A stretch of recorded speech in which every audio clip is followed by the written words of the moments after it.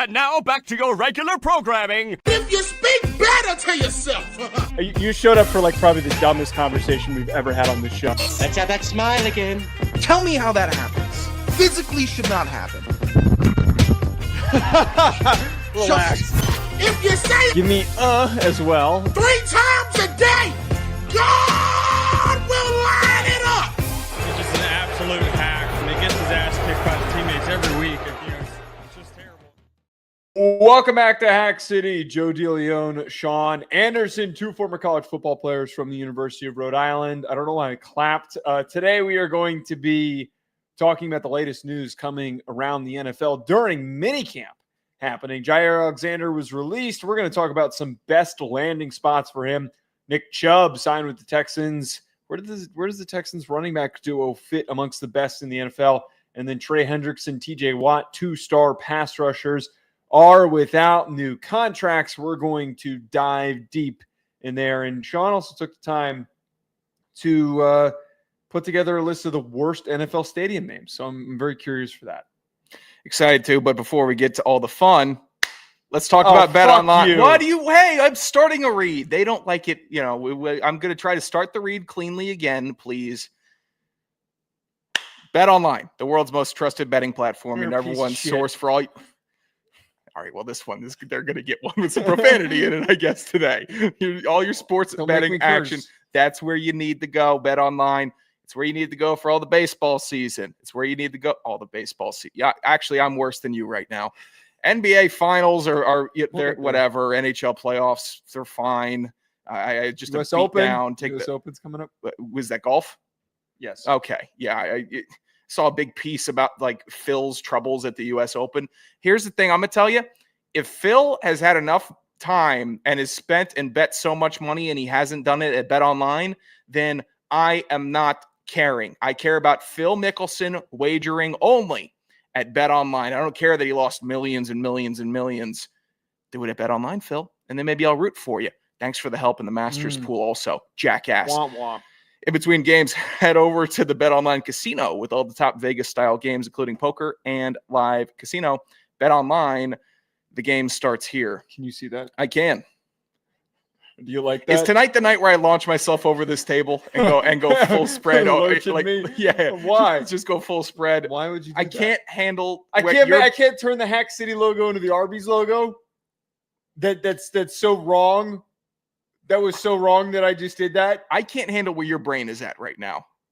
I cannot handle. Arby's is the only. I don't think it's here right now. Arby's is the only logical fast food company to have Hack City. Why? I mean, we're not doing McDonald's. We're not. What about Hardee's? Like Hardee's starts with Hardee's. an HA also. You don't like Hardee's? No. That makes too much sense. I know I don't like Hardee's or Carl's Jr., even though it's the same thing. Why don't you like Hardee's? I don't know. I just never have been. It's never really appealed to me.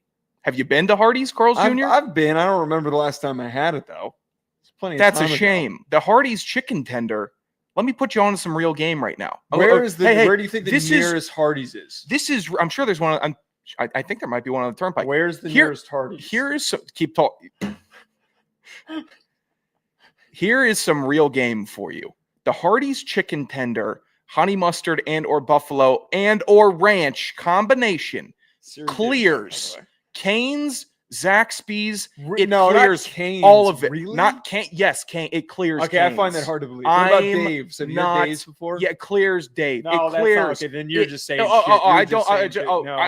No. Do you want some hot honey on your Nashville chicken? Little avocado slice on the side too. You trendy asshole. Here's the thing I'm gonna tell you. Hardee's has the best chicken tender in the game, and it's not even close. It is not even close. I'm not buying this. I'm not buying this. I have never heard that take from a single person. Because people are scared to say it. They're scared to admit that Hardee's, the company that used to have all the buxom ladies with the cheeseburgers looking all sexy, they never got any love for the chicken tenders, so nobody knows about them, Joe. But those that do respect them. This is like if everybody has a debate of who the best quarterback in the NFL is. Everybody's got an opinion, and then somebody chimes in. You're chiming in. You're like, I think Baker Mayfield needs to be in the mix here. Okay, I get that. It sounds like you never hear anyone have an opinion on Baker Mayfield because he's not really Everyone's If I had never stupid seen also. Baker Mayfield Canes, play, are you a Canes truther? I really like Canes, but I like Dave's more than I like Canes. Dave's is number one for tenders. It's going to get Canes- ruined because it got bought by private equity and Subway, so it's automatically going to get cooked. Oh, But- is it, so it's Dave's and then Penn State and then UCLA Yes, are all on the yes. chopping block here Yes. to get bastardized. I understand. Look, pal, Canes is a sauce joint. It is a place where you go because they have a good sauce and they have hot tenders and they have waffle fries, not waffle, crinkle cut fries that are just rigid enough to maintain the sauce and they're not falling apart in the sauce. But all people really care about in Canes is the sauce because the chicken, little dog water. It's a little. What about Bojangles? Bojangles is great. Love Bojangles. What I ab- love these places. What about Popeyes? Popeye's tender could go F its own butt. Popeye's tender is way too breaded. Graphic. It's way too breaded. And also the Popeye's tender, everyone's always a different shape. It's always big and flat, or it's got a weird curve in it, or you just get a straight one. So I don't know what chicken I'm getting with these tenders. Sounds like you were talking about You know what? something else. Honestly, if I was talking about something else, I don't think I'd want a medley box. I think I'd want some routine. Paying a little too much of sense to the spherical I'm telling you, angle of the Hardee's tender maintains a level of consistency, and you could travel with it for 30 minutes. It's still as hot as when it came out of the fryer. I don't know what kind of alien oil they're using, but it stays hot. We have football to talk about, but we do. There's actually surprisingly a good amount of headlines, which I already read at the beginning of the show. There are so many fat people that are in my TikTok feed of them going around New Jersey trying different, joints for food. What's stopping? Of course, I forgot to turn the air conditioning off. What is stopping you? I'm going to go turn that off in a second. Sure. What is stopping you from doing that? What's stopping me from doing that, Joe?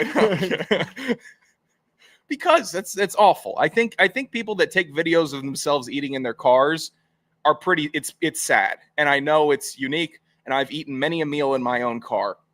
You're above that? I am above that. I'm a closet eater. I think you give more passionate takes about I've had a couple chicken tenders than you do about football. I have had a lot of strong thoughts about the state of chicken in the nation and the disrespect that the Tampa Bay Buccaneers of the chicken tenders are not getting in Hardee's. All right, well, we're 7 minutes and we have to actually talk about some football. Jaire Alexander was cut by the Green Bay Packers, and he is now on the move. Alexander's on the move, but we need to talk about who needs to sign him the most. Want to add a little context here because, and I want to talk about just first was it the smart decision for the Packers to get rid of him? In the last 2 seasons, he's only played 14 regular season games. But if we break down how the Packers have played with him compared to without him, they are 10-4 with him on the field, allowing a 64% completion percentage and an 85.5 passer rating. Meanwhile, when he's been out, they're 10-10 with a 68% completion percentage allowed, 95.4 passer rating. Their current corners are Nate Hobbs, Keyshawn Dixon, Carrington Valentine, Javon Bullard, and Kalen King, as well as many others. They lost Eric Stokes, who left in free agency, a former first-rounder from 2021, who went to the Las Vegas Raiders. So just before we share teams that are important to go at, that need to go after Jaire Alexander, what were your thoughts on this? Did it make sense for the Packers to get rid of him? It doesn't make sense for me looking at the Packers to see them bleed any good assets on their team. They are a team that needs to keep up with the Joneses. They're good enough to keep up with the Joneses, and they're good enough to be in an upper echelon of the NFL, but not if you keep on mortgaging your future by not wanting to pay or re-sign talented DBs. Jaire Alexander gets banged up every now and then, but he's a good cornerback. When you watch him on the field, he makes plays. He's not afraid to tackle. These are things that the Packers need. They need a guy that can get in the head of a number one receiver in that division. Is he an Amon-Ra St. Brown stopper, or has anyone accused Jaire Alexander of being the solution, end-all, be-all, magic bullet for Justin Jefferson? No. But he's a better option than whatever else they're going to be rolling out against those world beaters, against the daggers and the pipeline of crushing wide receivers that the Packers are going to have to play. So just getting rid of a piece, this is something that I would feel would happen when Aaron Rodgers was there, where they'd be gearing up for a big year and everyone's excited, and then they just don't keep a piece that was really big at the end of the stretch the season before. It's more weirdness from Green Bay. The big reason why they did this is because of the cap situation, not for 2025, but for 2026. You're paying Jordan Love all this money. It is going to restrict what you can afford, and a guy who is inconsistently healthy is going to complicate that situation.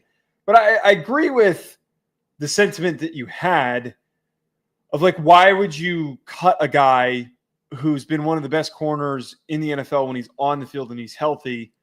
We don't know for certain if he was going to be banged up again this year.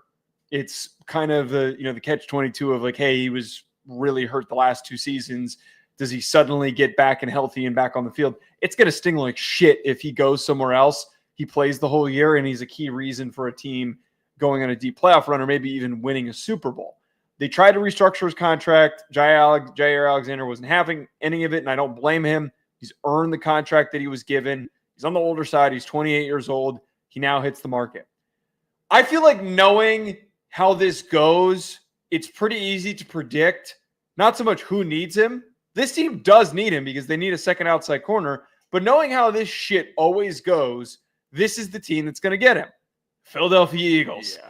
Philadelphia Eagles, there's been a lot of talk on how they're going to balance their secondary. There's been a lot of talk of Cooper DeJean playing as the second outside corner. I would argue he's so gifted, it would be better to use him as this roaming asset that can play in the slot, that can play at free safety, that can play in the box, that could play outside if necessary. Ryan and I did a great, fun film breakdown on Cooper DeJean, and it was really cool to see how Vic Fangio was just getting creative with him. I think that it's valuable to put him outside, but at the same time, why would I limit him to one very specific role? And if I get Jaire Alexander, I've got Quinyon Mitchell, and I've got Alexander, you've got enough depth if Alexander gets hurt that it's not going to kill you if you sign him and he gets banged up. I like it. Alexander feels like a Philadelphia Eagles corner. He's chippy. He talks. And then Cooper DeJean, you make a good point. He's already playing some host. He can play second mic. I'm sure they could fill him in at producer if needed. It's a little humor here for yours. A little production humor. I can only do a little bit of production humor because it's a good pick. And it's because it's something that the Eagles would do. If you had not written down Eagles, I would have written down Eagles because why wouldn't they? We have just seen them load up, and then when you think they're done loading up, it feels like the Eagles feel like when the Warriors signed Boogie Cousins, and that was the real backbreaker. We all felt like pretty poorly when Kevin Durant went to Golden State, and we're like, God, this is no good for anybody. And then here comes Boogie Cousins, who was before irrelevancy and whatever's going on in Puerto Rico right now with him and some fans. But while he was at some pretty strong powers, that's how the Eagles are operating, where they're not breaking the bank for the most expensive guy, but they're getting the player that you wish your team hadn't released. And it's a good operation. It's a good pick, Joe. My team, I'm going to do this without attacking the team, actually. And I love attacking this team, but I won't. I think Miami could use Jaire Alexander. I think Miami needs some help badly in the secondary with the incoming departure of Jalen Ramsey, which Mike McDaniel was kind of snippy about at his press conference today, or rather yesterday. A little snippy, which I didn't mind. It was better than him being quirky. I'll take him being snippy over that. But they are in some tough waters here with Storm Duck, Cam Smith, Artie Burns, and Jason Marshall Jr. in the defensive backfield. They at least, if they sign Alexander, they at least get a starting cornerback that can fill the role, and then maybe you play some catch-up ball, some scramble golf to fill up that second corner position. My only thing with Miami, and when I did a TikTok video on this for Sports Geek, I just didn't throw together 3 teams, but they were one of the teams that I included. They obviously make the most sense because they have right now the worst defensive back situation for a playoff hopeful out of any team in the NFL. They're cooked. The room is shit. If you're naming Storm Duck, you are completely screwed. You're in for a brutal season. But I feel like if you're getting rid of Jalen Ramsey, who is older than Jaire Alexander, if you're going to do that, why would I bring in a guy who's been banged up, and at what price is he willing to sign? And I also think that for Alexander's sake, he should want to go somewhere because he's not going to get a big contract at the current moment. No one's going to sign him to like a big 4-year deal. No, he's going to go out there for a 1-year deal that's probably on the cheaper side. Probably kind of like the one that Tre'Davious White got recently, where he had been banged up and he's been bouncing around a little bit.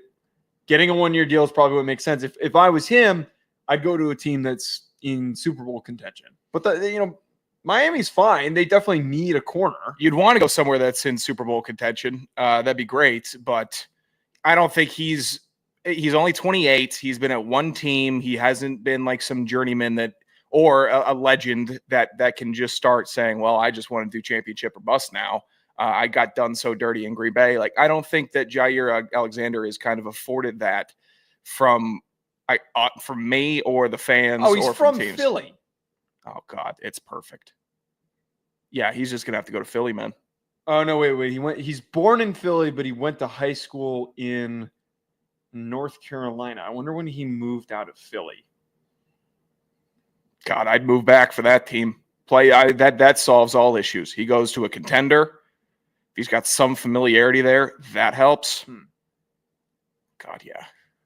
Well, we'll see what happens with Jaire Alexander. Certainly going to be the very rare big name player that is out there on the market. I'm sure that there are plenty of teams just completely freaking out to find a way to bring him in because it's hard to get good starting corners, health availability or not. Let's talk about Nick Chubb, Sean, and him signing with the Houston Texans.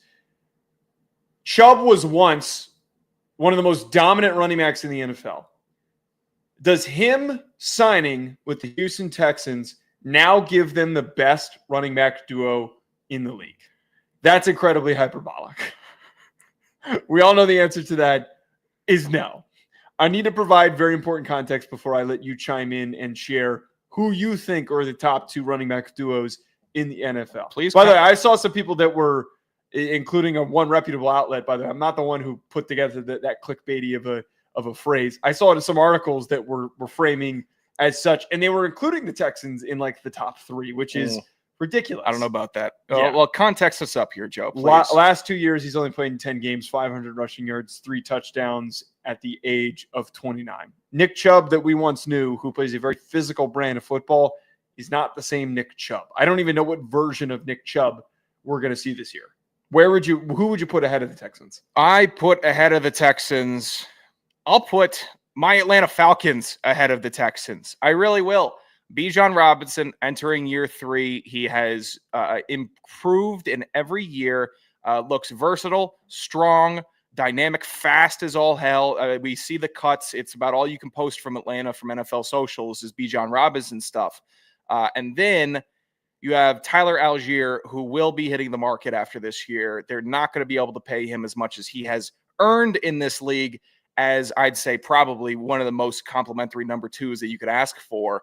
Not a complainer, runs through contact guy, tons of touchdowns, tons of yards every year. When he was starting, he was 1,000-yard rusher and could have gone to plenty of teams and been 1,000-yard rusher there. And they said, let's have a Lightning and Thunder. And I've been loving the Lightning and Thunder. I like the renaissance of work done in TJ Duckett in the A. It's good for the city, and this is the last window that Atlanta's going to have with them together. But going into this season, Robinson and Algier are just stellar. It is a better running back duo than what the Texans are fielding this year. I'm fine with bringing up the Falcons like in the mix if we were doing a top 10 or a top 5. I feel it's a little top heavy. It's kind of like how we could do the Philadelphia Eagles now that they added A.J. Dillon, but we're all smart enough to know, hey, Algier's better than Dillon. Algier's better than Shipley also. They're the same quality. No. Algier stays healthy. Dillon gets hurt.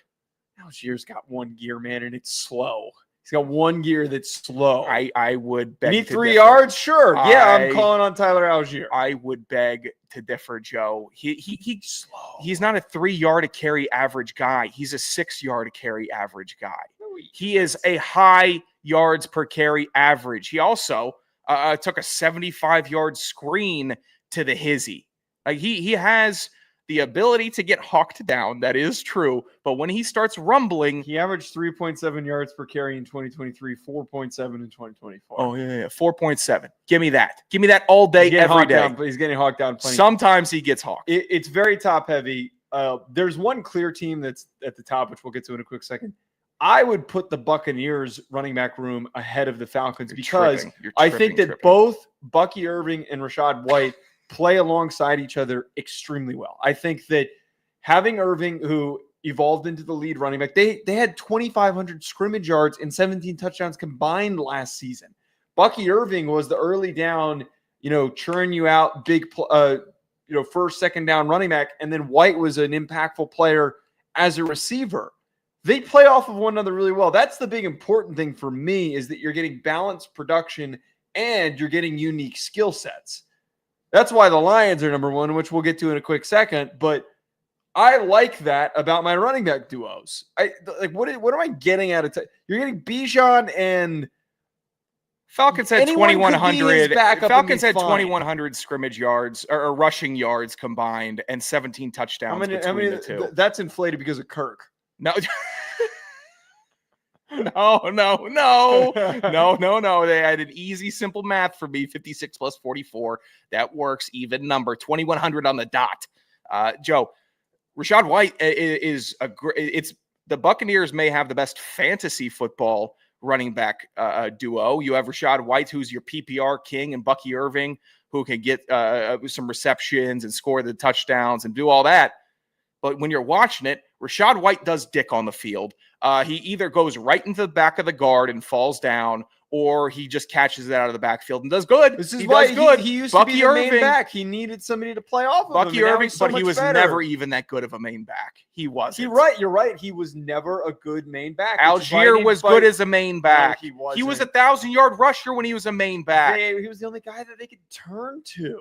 Yeah, it was a bad team, and he still did it. You tried to put Tyrone Tracy on your not shit list, and he was the only guy that they could turn to in New York. It was very similar. Would you call Tyrone Tracy shit? No, I wouldn't. Okay, he's Tyler Algier. They didn't start giving Tyrone Tracy carries, like big carries, until later on in the year. So I don't think that's comparable. Of course it's comparable. Of course it is. I'm shocked that you're being biased. He's the only. Yeah, you should be shocked. I hate my team, but I'm going to defend the running backs. It's the one good thing they do. Bijan, that's fine. I do that. Bijan can defend himself. You're right. His work speaks for itself. I think Tyler Algier is incredibly inflated for how good people think he is because Bijan makes him look better than he is. Way! Yes. No, Tyler Algier is so good that he gets too much playing time. He gets too much skill player on that offense. Oh no, he's not worse than Kyle. He's not worse than Kyle Pitts. Kyle Pitts is better than Tyler Algier. Are we kidding? Kyle Pitts has 10 touchdowns through 4 years. Okay, the obvious answer to this is the Lions. Yeah, we don't even need to sit. We don't need to sit here and even debate that. That is by the letter of what I brought up with the Bucs.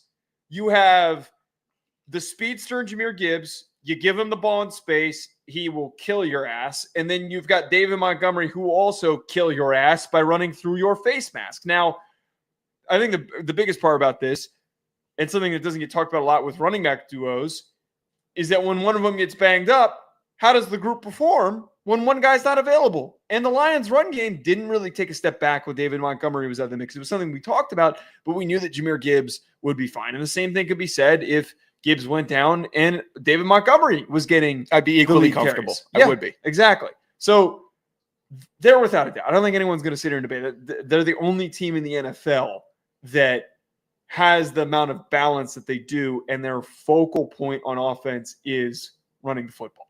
It's tremendous. I'm not going to knock them. It really is a tremendous backfield, and it's fun they're fun to watch. It's not just boring, and then exciting.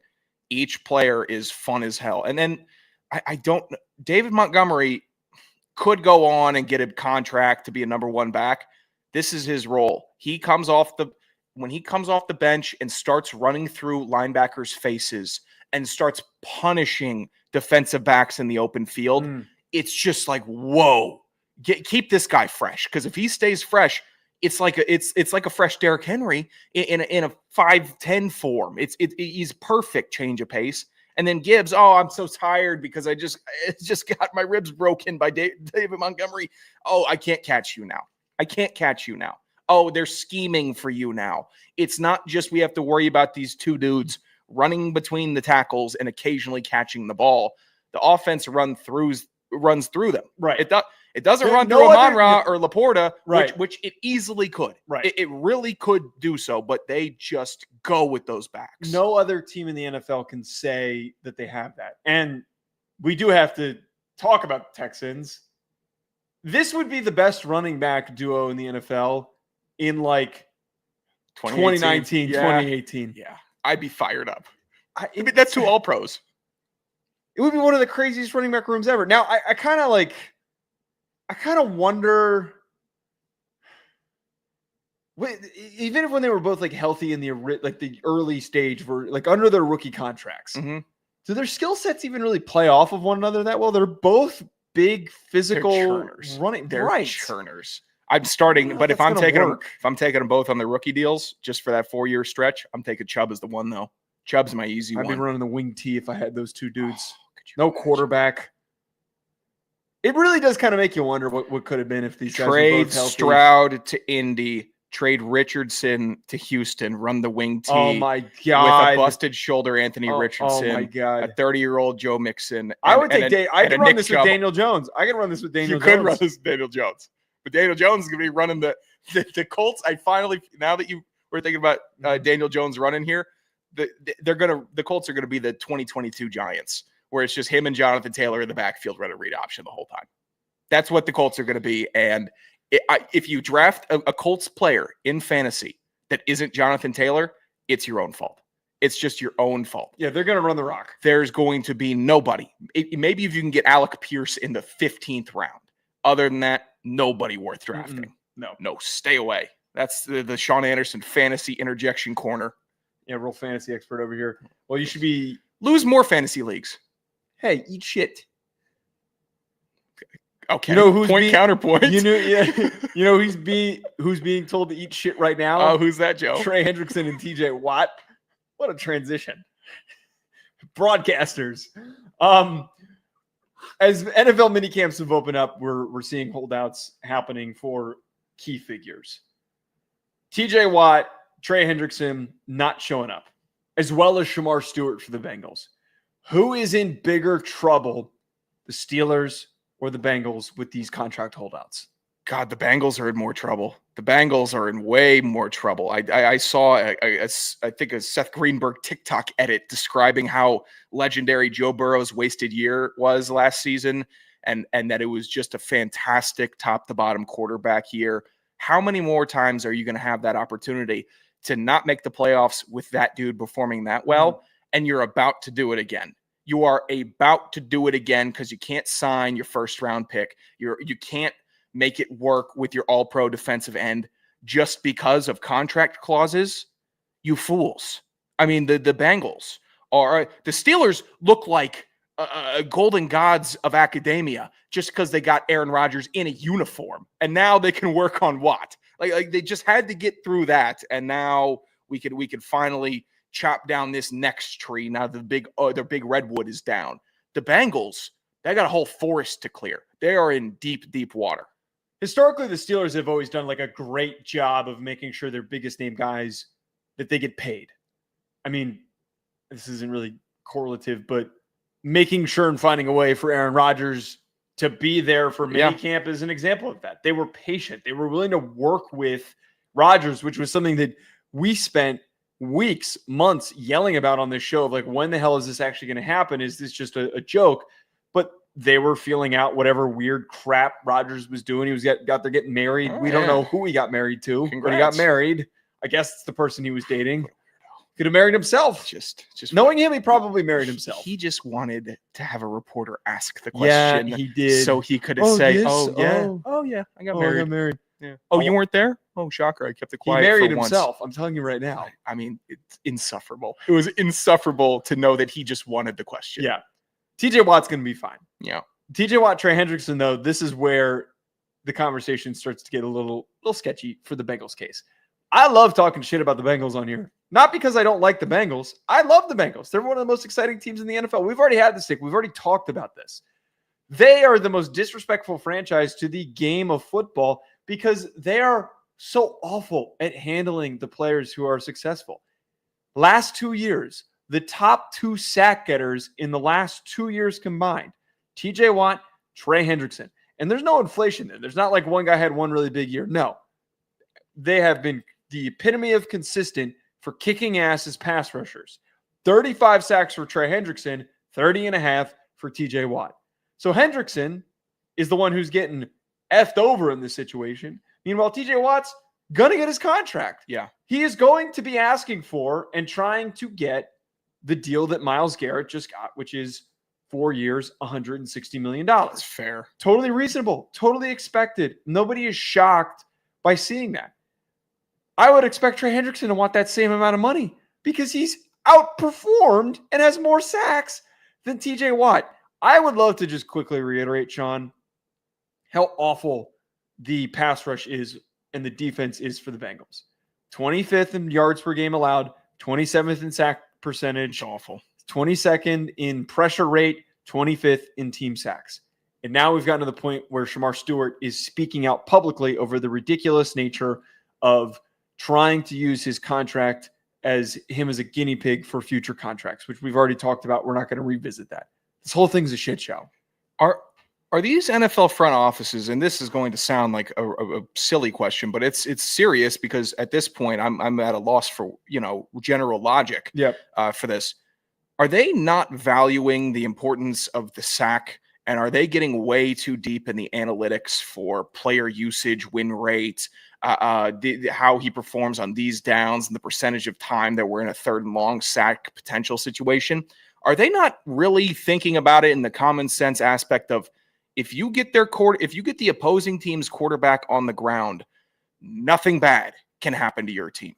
Nothing bad. Actually, only good things can happen to your team if a defensive lineman or anybody gets their hands on the opposing team's quarterback, because you could strip the ball from him. He's typically the weakest player on the team with his hands because he's not constantly working as much ball security as they do with wide receivers and running backs.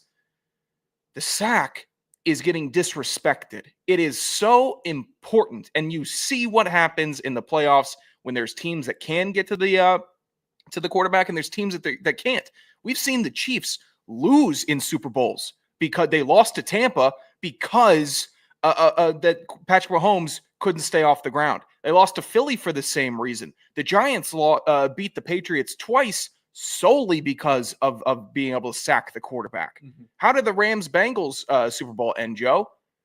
It ended by Aaron Donald tossing Joe Burrow down like a rag doll, leading to an incompletion when he had Jamar wide open for maybe a game-winning touchdown.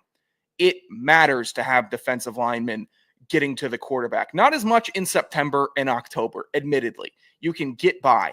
But when it's nut cutting time, you need the sacks. And you need to pay the guys that can get there. Nut cutting time, you need the sacks. Oh, yeah, big time. I mean, that was poetry. That was pure poetry. I'm not even digging in on you right now. That was. I could have said it better. Was I spitting some words there? I wouldn't go that far. Oh, okay, you called it poetry. Well, nut and sack, nut cutting. Call me sack. S.E. Cummings, please. All right, now you're. Now I take it too far. You hit one good three, and now you're chucking him from half court. What are we doing? Hey, I'm Mario Chalmers. That's what I am. Sunday, I went 0 for 27. I don't know if I had one real laugher in there. So now we're gonna keep shooting though. Maybe now I'm 1 for 13 tonight. Probably 1 for. You've 20. gotten 13 jokes off. Have I not been paying attention? You shouldn't have been. They've all been poor. Usually this is how this works. I usually ignore the you should the bad ones. I want to get to this worst NFL stadium name list that you texted me about. You put it in your Substack. Mm-hmm. We had a really nice heated discussion about Acrisure Stadium. Is that how it's pronounced? You want to try it? Acrisure. That felt forced. It did not feel natural. I'll own up to that. What Creasier was what you were saying. I right? did. I thought it was a Creasier. Okay, I want to, which is awful. I want to, because there's 32 stadium names. Mm-hmm. I want you to jump to the bottom of the barrel. I want to talk about the bottom of the barrel. Okay, the real bad ones? Yes, the real bad ones, and I want to go one by one here. I want to talk about these. Okay, we got some real bad ones here at the bottom. Let's just start here. How about Paycor Stadium, where the Cincinnati Bengals play? Paycor Stadium. What's Paycor? It is awful. Paycor Stadium. No NFL fan. HR solution company. Holy This fuck. is professional football. This is a gladiator sport. This is a sport where we have had people go into Congress and testify because of brain damage because of the sport. You don't make your team's stadium name Paycor. Did you look up what Paycor was when you wrote this? I didn't even want to. Paycor as a It is word, an it's HR solution company. fire it into a sun. Fire that whole name into the sun. How I see this is what's like generally become perplexing before we get to the next one. Uh-huh. This is what has become extremely perplexing to me with specifically the NFL, because we're not as bad.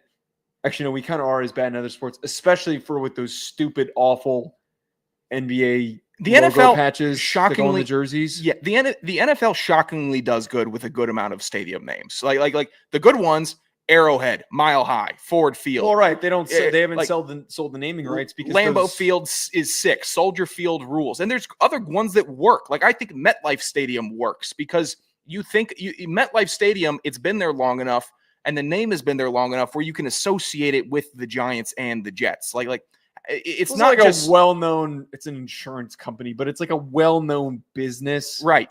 That like people recognize. I don't love Meadowlands. I think most people would refer to it as the Meadowlands, even though it's not the Meadowlands anymore. That sounds a lot sicker than MetLife. But there's at least, like, the Bengals don't have a secondary stadium name. No, They don't. What do they try to call it? The Jungle, the Houday Jungle. I don't care. It doesn't matter if your stadium name is Paycor. That makes me want to vomit thinking about talking to a buddy to head over to Paycor tomorrow. Hey, you want to go to Paycor and catch the Bengals? No, I don't. Thank you. I'm going to go home to my fat wife in Cincinnati. Sorry. I hope it's paying the bills. It was originally known as Paul Brown Stadium. Oh no, we had when you strip a name. Although that's kind of confusing because the Browns are named after. Well, the Browns are on the shit list also. Okay, what do they have? I'm shocked to find this out. But what do we have? The Browns went from Cleveland Browns Stadium to Huntington Bank Field.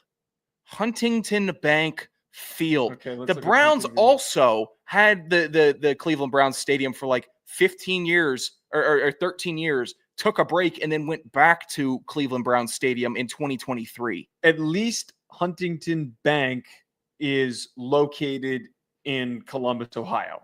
God, it's awful. At least it's headquartered in Columbus, Ohio. That at least makes me feel a little bit better. I don't completely mind the bank names because let's be stupid for 2 seconds here. They have a lot of money. I gotcha.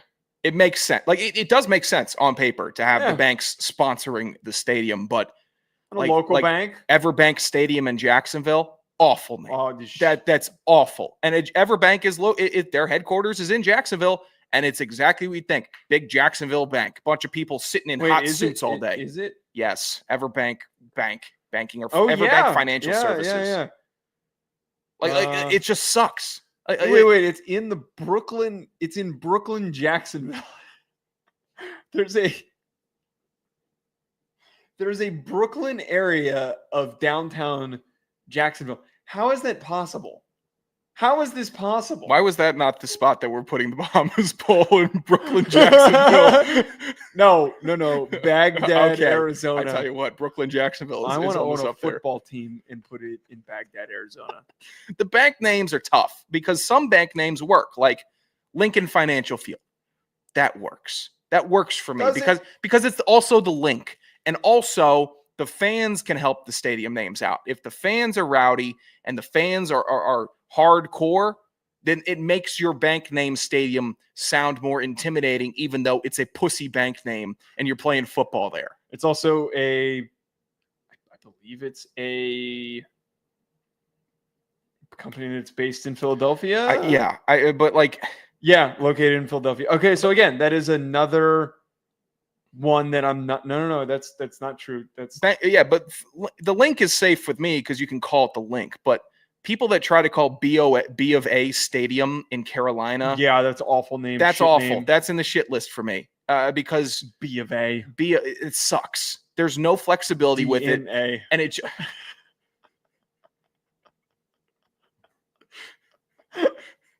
No, I didn't mind it. I kind of liked it. I'm still laughing about it. I just like when you laugh at your own, and then I get to listen to me laugh. Yeah, it makes me laugh. Like another bank stadium, I don't really like M&T Bank Stadium in Baltimore.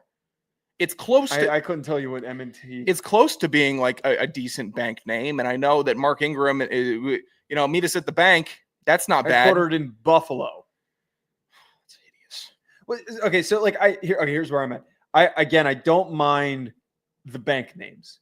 Where I have issues is when we have these stupid shit businesses like Acrisure, which is it was like an insurance company that buys up. Let me look it up what it is again. No HR companies, that should not be allowed. It's an financial technology insurance company acquires insurance companies. So it's not even an insurance company. It's an insurance company that acquires insurance companies. Do we have any non-bank ones that made your shit list? Yeah, we got some. Lumen Field in. What the fuck is Lumen? How do you spell Lumen? Lumen. Do you know where that is? You know what stadium? I couldn't tell you what that is. Seattle. Nobody calls it that though. So why is it called that? Seattle in the Pacific Northwest, their fans, and this is actually a plea. Their fans are so good. The Seattle sports fans, I'll give them credit because they've stuck around. They had a great team in the early mid-2010s, and then they took a lull and they stuck around. This is a sports city that gets up for their MLS team. If you are taking that much pride in your city's sports, why are you letting your field name, when you go by the 12th man, why are you letting it be Lumen? Why don't you just name it Seahawks Stadium? You could do that. If there's a city that could take ownership, reclaim ownership of the field and the stadium, it is the Seattle fan base. I would say the same thing for Lambeau if Lambeau decided to be the Deloitte field, Deloitte State. I'd say take it back. That would be the if we had a consulting company name a stadium, I would lose my shit. And it's like when I don't know how much golf you watch, but whenever you watch golf, like there's always those dickheads that are walking around with the consulting. Yeah. My dad's company used to point out the guy that his company sponsored. Like, oh yeah, there's a Unisys guy. Like, oh, okay, we'll root for him. Sucks. Lumen Technologies. This is easily the most convoluted one. Lumen Technologies is this sounds like the company in Office Space. Is an American. Doesn't sound very delightful. Jeez. Telecommunications company headquartered in Monroe, Louisiana, which offers communications, network services, security, cloud solutions, voice, and managed services through its fiber optic and copper networks. Like I'm falling asleep reading this, as well as its data centers and cloud computing services. The company has been included in the S&P 600 index. Data centers in it football, got removed Joe. from the S&P 500, so it wasn't good enough to be in the S&P 500. I don't know enough about business to know what that means, but data centers And football. Can we get like one of those Dubai? It's all for Amazon. I keep on forgetting who the league is for. It's for Amazon because they have Thursday night football now. We're done for. What if we had a team named after like an Indian call center? Perfect. What if we did that? I'd take any type of originality. Is that originality though?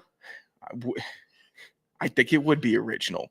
I'd take anything. I'd take anything but insurance companies and anything that has to do with the cloud or people that have. Is that a concept that's too complicated for you? It's not, but it is just like that has nothing to do with what we're doing here. This is something where this is a sport. I was confused by your shirt. Sorry. Where we take the time and resources out of the national budget to fly planes over the stadium before we play the game. that means it means something to me to walk into that stadium and not feel like I'm being branded by HR. Yeah. I'm so envious of the Chicago fans and the freaking the Green Bay fans. I'm jealous of Broncos fans. I'm not even going to knock SoFi because SoFi like kind of fits the LA theme to me.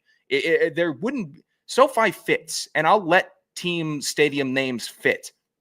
I counted Raymond James Stadium as a stadium name that it's at least unique. But that's because I also tricked myself into thinking that Raymond James is a real person and not a financial company. Oh, is it? It is a financial company. Fuck. Raymond James isn't a real person, but my whole life. I thought And I kinda knew- there was some like No, but I kind of knew it well-known wasn't. person in Couldn't Tampa. be. Wow, But what I do, that ruined my night. I also like to think. Thanks, Ron. Real smart one that you put at the bottom. I'm not reading that. Creative. Hey, Ron, you stop by the low-hanging fruit tree on your way home from work today. Yeah. Pick up a couple pieces. Holy hell. Yeah. But Raymond James, I can at least start picturing who I would want Raymond James to be. I like to think of my Raymond James going down to the Keys in the offseason and tearing it up in the dive bars. That's my Raymond James. My Raymond James coached in the 70s. And the Bucks were bad in the 70s, but my Raymond James was coaching good Bucks teams in the shortest shorts ever and tank tops often because he's coaching in Tampa Bay. Huge hog. Sticking through the huge shorts. coach hog, huge coach balls. It's just that's who Raymond James is to me, and Tampa gets a pass. That bothers me knowing that that's a financial company. Were there any other deceptive names that you found? Oh, good. That's a good question. Deceptive, like I never really knew whether or not the Hard Rock was good or not. I toiled with the Hard Rock. Actually, I kind of like Hard Rock. The words Hard and Rock are good for a football it's at stadium. least a good business name. The stadium itself, I'm not a fan. But the Hard Rock is it's like a weird stadium. It's like watered down classic rock. It's actually watered down classic rock on radio, which is already watered down classic rock. Yeah. So it just kind of sucks in the end. So that was deceiving, even though Hard Rock as a name is good. Like that works for me. It fits with Miami too, like knowing the business, right? Like what they are. I'm trying to think if there's another deceptive one. No, not really. They either the rest of them just kind of stink or they're meh. Like I don't really feel that strongly of AT&T Stadium. It's not great, but when it arrived, it's like a 4 on the scale. When it arrived, it had a moment though. It had a moment where it's like, whoa, look at the screen, look at the board. It was so new. That Jerry Jones just decided to leapfrog 20 years in the future with his stadium, and now it's obsolete, and it's going to have to be destroyed by Stephen Jones and Jerry World's demise. I might tailgate that just to honor destruction. Yeah, I might tailgate the implosion. That would be sick. But that's just to honor Jerry Jones and Jerry World. I wouldn't do it gloatingly. The Jim commented Joe Field at Sean Stadium, real creative. I actually like that. Ron commented John Meade Stadium. I was curious who the hell John Meade was. John E. Jack Meade, an alumnus and local politician, said to have attended every home football and basketball game until his death in 1972. That's kind of bullshit. That was all he needed to do, was just to be there at every single game. That's kind of bullshit. Hey, where's the... I want the naming rights. How much do you think that they would charge me for the naming rights? Why can't I get... Yeah, I could go to some games if I could get named after a stadium or have a stadium named after me. I don't think that they would afford you. Sick to be named after a stadium. You'd be dead by the time. Hey, I'm Soldier Field Anderson. Nice to meet you. Soldier Field. Rather be Soldier Field Anderson. You're saying you named after the stadium. Yeah. Just because I twisted it around. Attaway. God. You know which one it might have the most cognitive dissonance though? That just really doesn't fit. What? Nissan Stadium. Which one's Nissan? Titans. Nashville, Tennessee. Nissan. What? A third-rate foreign car company, right? In the heart of Nashville. What country is Nissan? And country, it's Asian, music. Right? Yes. You're telling me we couldn't do it's all there. Something musical? Nissan. Anything. We just mailed it in with Nissan. They nailed it in. My favorite. I hate reading lines from the article, but one was, "Hey, you would have head to Nissan later." Said, "I'd rather be hit by an Altima."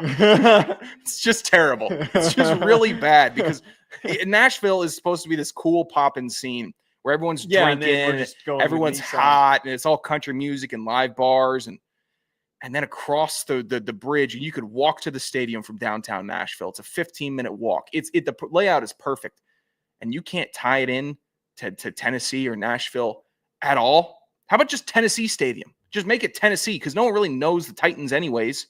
Just call it Tennessee Stadium. No one knows the Titans. Who cares about it? I mean, come on. All right. 2 years of Will Levis put that team in the hole. It's going to take 5 years of Cam Ward. They're going to be known when Cam Ward starts slanging it. Hey, let's hope. Come on. Okay. Give me a little bit for Cam Ward. No. Hack bag time. Let's get to the hack bag. Do we have any voicemails? Get to the media assets. 201-834-4308. No, you can't get a bump. The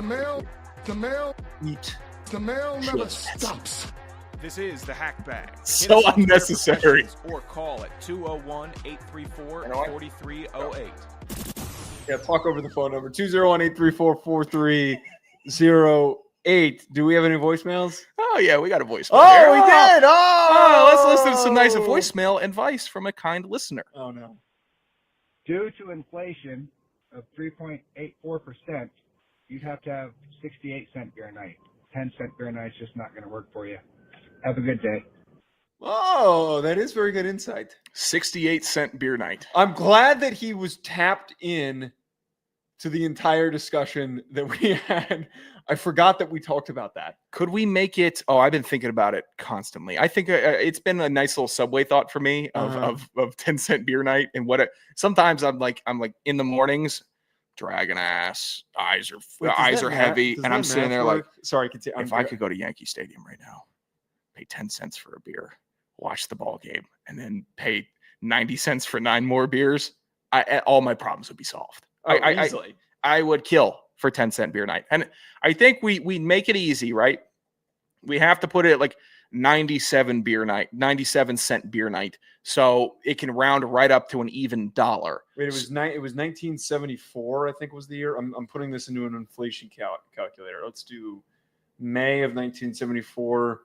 I think we got the calculations. We need to put it to $1 because he is right. It's actually 66 cents. He actually was right. He was spot on. It's too many pennies.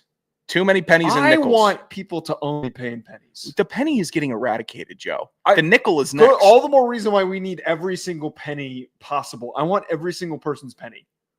Every last penny that every person has. So what you're just going to be stocking pennies?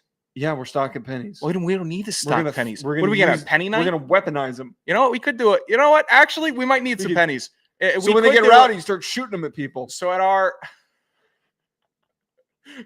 I was thinking that we could hold a penny dive with all the pennies that we had and get everybody. People are going to get real hurt doing that. No, a penny. Do you know what a penny dive is? No, what's a penny dive? Hold on. What did you think a penny dive was? Like the cartoons where people dove into piles of money. I thought that's what you were going for. No. What's a penny dive? A penny dive is when you have a bunch of pennies and you mark them. And each marking has an indicator of like level of candy bar that you get or a prize or trinket, whatever it is. You could have like a balloon on one, a fish on one, whatever. You just mark them up. And then you toss all the pennies into a pool. And you send the kids in after them, and they go and collect pennies at the bottom, and then they come back to the exchange counter with all their pennies. So we're gonna do this with everybody in the stadium. We're gonna do this with everybody in the stadium. Well, we'll just hold a penny dive night. You want to come and get some stuff? Well, bring your swimsuit. We got the pennies. I'd rather use them as crowd control. That could work. I mean, I think we're gonna have kill some people. If we have, I don't know. You'd have to turn down the speed. If you dropped a penny from the top of the Empire State Building, would it? Yeah, I don't know how we're gonna do that. Rubberize them. You could just a lot of work. I think you'd be better off just having the ushers just toss them at people. Like, hey, yeah. So we're not going to shoot them. We'll just kind of I don't think flick them at people. Our stadium. Where's our stadium at? Is this our stadium in Baghdad, Arizona? Yeah, it's in Baghdad, Arizona. Well, there's gonna be some hot pennies. Tell you what, the people would be willing to cool off in a pool, do a penny dive. You get 10 pennies, you get a beer. How about that? That's our workaround. Yeah, but I stand by though. 66 cent beer night, you can only pay in pennies. How about there's 1 penny in the pool and it gets a star on it, and that person that gets the penny gets a tasteful nude of Joe DeLeone? Nobody wants that. Nobody wants tastefully? That. No, nobody wants that. Could you imagine what the the stadium would smell? I'm not. No, we're not. Tastefully, that'd be you legs spread. By the way, at the end of the couch, Maybe a cigar in one hand, I a don't glass think of that's bourbon tasteful. in the other. I don't think I'm that's not letting you tasteful. do the Costanza and have your britches on. This no is one how we wants get that. people to the penny dive. It has to be hanging down. It What has do you to think- flop over the couch. We're not. That's definitely not happening. And also, Goddamn. Well, we're not going to get any fans at the stadium. yeah, no. Ruined my train of thought here. The stadium would smell like shit with that many pennies in the stadium. Yeah, that'd be tough. That's why you throw them in the pool for a penny dive to get a tasteful nude. That's okay. Nobody wants that. You finally have a body to be proud of. And No, you're no. more shy than ever. No, not true. God, no one wants that from me. All right, do we have another? It would take 1,000. Definitely. It would be if you get 1,000 pennies, then you get to peek at Sean in the shower. That's what you would No get. one wants that. Exactly. That's why we're gotta make the price high. See an ass that would take up the whole Put on a view. show. I put on a show. All right, do we have any other questions? We got one more question. Not a voicemail, but a nice question. I think it was from Rack or Chester. They're probably sharing a brain right now. Who would win in a fist fight to the death, Joe DeLeone or Griffin Sachs? Okay, this was already in there a while ago. No comment. What do you mean no comment? No comment. You don't think you could beat Griffin in a fight? No, Griffin was stronger than I was. I don't think that I could. To the death? I think you can find some deep anger down in there. I think that I could, but I think I don't know. Here's the thing: fight to the death, you actually might lose. But if I get Why does Joe, Griffin keep getting brought up. if I get Griffin to cut off Joe in traffic and then they fight in the street, Yeah, Joe probably, wins yeah. 1,000 times out of 10. Like he just doesn't lose that fight. You would actually maybe be able to take Griffin Sachs above your head and rip him apart from from the torso, Sure. just from your road rage. Sure. I don't agree with that. I'm taking you, by the way. I'm putting money on you. I would. You it's better a not waste of leave me money. to do a That's show with waste of- Griffin. Yeah, I don't know if he Oh, could put together a How long do sentence. I use this microphone? Well, why did you win the fight, man? Why would you win? You don't even remember what Griffin sounds like. Not really. Did you ever have a conversation with him? Some. I mostly No, you with the didn't. specialists. Of course I did. Joe, you want to do He the was who is one a of- you want to do who was a good teammate, who was a bad teammate game? Who had more phone numbers from teammates? Senior No, year was tough because I didn't know no. many of the freshmen senior year. I'll own up to that. But I knew A lot of Griffin the Sachs. freshmen liked me senior year for some reason. Probably because you were able to sink your claws into them and start influencing them in your Yeah. long snapper ways. Griffin was one of those people that would he would talk really loud or really quickly, but really quietly. Like he Yeah, would and he'd be always on his phone. That's all I vaguely remember about him. You're never really getting a real articulate thought from Griffin. There might have been a semester where me and Griffin had the same window for lunch. I think we ate lunch together a couple times. Probably wasn't a lot of talking. It wasn't a happening. memorable lunch. No. It was just me and my brown rice. You weren't eating brown Oh, rice. that That tray was loaded up with my chicken brown wings rice, and mozzarella my sticks. brown rice with the low fat Italian on top of it, not the full Italian, You the low dumped fat ranch Italian. on some mozzarella sticks and had a pile of chicken wings. Anytime it was chicken wing Those day. chicken wings. No. You forget my stance on Rhode Island chicken. It's that it's bad, and the chicken wings were all deformed and cracking all you the were time. still eating them. Those chickens in Rhode Island were weak. They were hollow Like boned. everything about Rhode They Island. were weak chickens. That's why if I was going to pig out like most lunches, two cheeseburgers, Oh, and like then their those fries weren't any popping. better? I'm not saying they were better, but you were saying I had brown rice every day at lunch. Every day I had brown rice a lot with of lunches Italian with dressing you, on it. There was so that's disgusting. It was good. It Hold worked, on, man. I didn't register that. It worked. You The couldn't low just fat eat Italian. the brown rice, The and put a little little loaf, salt on you it. get one little brown little rice isn't ladle even of that the healthy loaf, for the you, one- and your dumbass was forcing yourself to eat. You're also I was defeating the maintaining weight that's what I was doing. I needed a little carbs. I needed the brown rice. You should have just been housing protein. Maybe you would have been What do you think in cheeseburgers better are for? shape. God. And I had my nice little wrap-up-able big turkey sandwich I would take home from dinner. Sure. Oh, it was nice. It was nice. All right, we're gonna get out of here on that note. Reminder: we are not going to be live. We're going to be live on Thursday. We will not be live next week. Sunday, Tuesday, Thursday. Your boy is going to the homeland. He will be back. We might be able to do a Thursday show when I'm back. Actually, because my flight gets in at 4. Could do an 8:00 show. Low sleep Joe DeLeone show. All right, 201. Did you just say the homeland? I'm going to Ireland. I think many people would argue, based on my appearance, Ireland is more of the homeland. That's true. Italy. You don't look a lick of Italian. I just don't. How do you know what I'm saying if you're not wearing headphones? I can hear you wearing the same. You know what? This 201-834. You tell it's a weeknight show, folks. 4308. We'll talk to you folks later.